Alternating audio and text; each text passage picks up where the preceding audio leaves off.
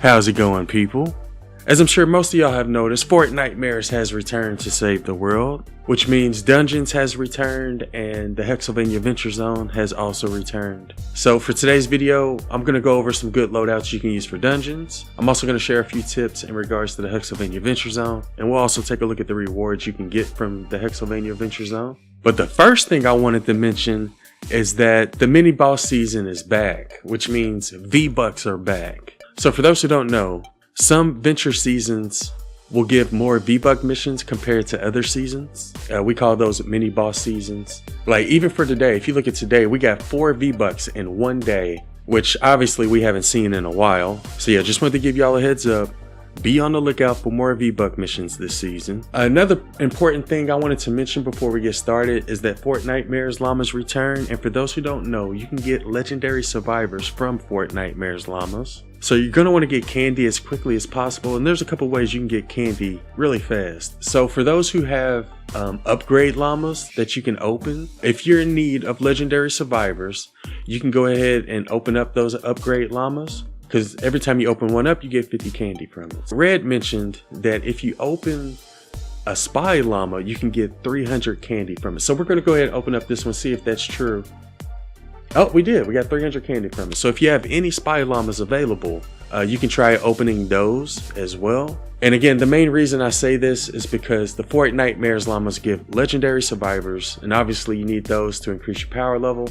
And those are a couple of ways you can get candy really fast. And shout out to Red for letting us know about that. And the last thing I wanted to mention before we get into it is that the new Save the World Starter Pack is expected to be released later tonight at 8 p.m. Eastern. The picture of it has been leaked on Twitter, so I'm going to go ahead and show it. Here's what it supposedly is going to look like. It includes a pickaxe, it includes the skin, as well as the back bling, access to Save the World, and a chance to earn up to 1,500 V-Bucks. But yeah, the new Save the World Starter Pack should be available later tonight. Alright, so now that we got that out of the way, first thing I want to go over is Dungeons. I've already uploaded a couple of videos explaining how you can speed run the Crypts and the Inferno's dungeon. I'll leave a link to those gameplays in the description if you want to go check them out. The main thing I wanted to point out were loadouts that you want to use. Personally, my favorite loadout is Sub-Commando Jonesy. Obviously, not everybody has him. If you don't, you can just use Commando Spitfire because they have the same exact perks. I'm not sure how effective Archetype Havoc's going to be in your support team now. He could potentially help you complete the mission even faster now since we have the movement speed, but I'm not really sure if he's still needed. We may test him out this season. Another thing you could do is put Diecast Jonesy as your commander and Commando Spitfire in your support team. That's another loadout you could use. Lefty and righty's also another really good ability, so you could have Carbide as your commander, use him with Happy Holidays, and then put a bunch of heroes in your support team that buff his lefty and righty. And not only could you use Carbide, you could also use Raven as your commander and then put another hero in your support team. So those are probably the two loadouts I would recommend the most. Obviously there's a lot of other loadouts you could use. I've done a video going over the best dungeon loadouts in more detail. I'll leave a link to that video in the description if you want to go check it out. But those are the two that I use the most. And the last thing I want to go over is the Hexylvania Adventure Zone. So like I mentioned in the last video, it does have the short range modifier. And I actually found a post on Reddit that gives a really good explanation as to how it works. So when it comes to weapons, you'll get 50% extra damage when they're within 2 tiles, 50% less damage when they're further away than 2 tiles. When it comes to abilities, you get 65% extra damage within 2 tiles, 65% less damage when further away than 2.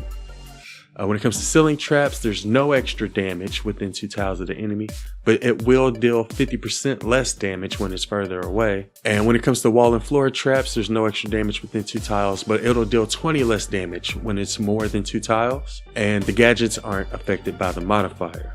So with that being said, you're going to want to put your teddies and your defenders.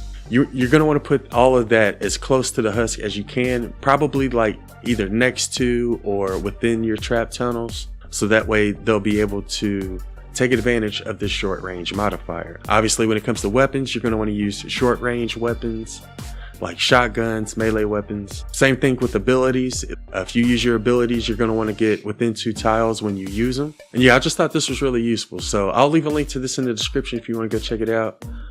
But apparently that's how the short range modifier works. So with that being said, I'm going to go ahead and show you all a couple of loadouts I would recommend using. I think Dragon Scorch would be really good to use because obviously when you use your Dragon Slash, you're going to be within 2 tiles of the husk. So that's always going to have that increased damage whenever you use it.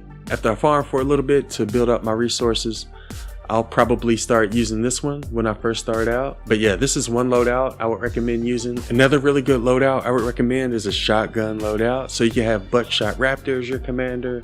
You can also use Shrapnel Headhunter as your commander. I usually use Preemptive Strike when it comes to like sniper rifles and shotguns, but you could also use Blast from the Past if you want.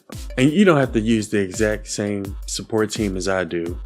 The main thing when it comes to shotgun loadouts is you just want to make sure you got Buckshot Raptor as well as Shrapnel Headhunter. You want to use both of them.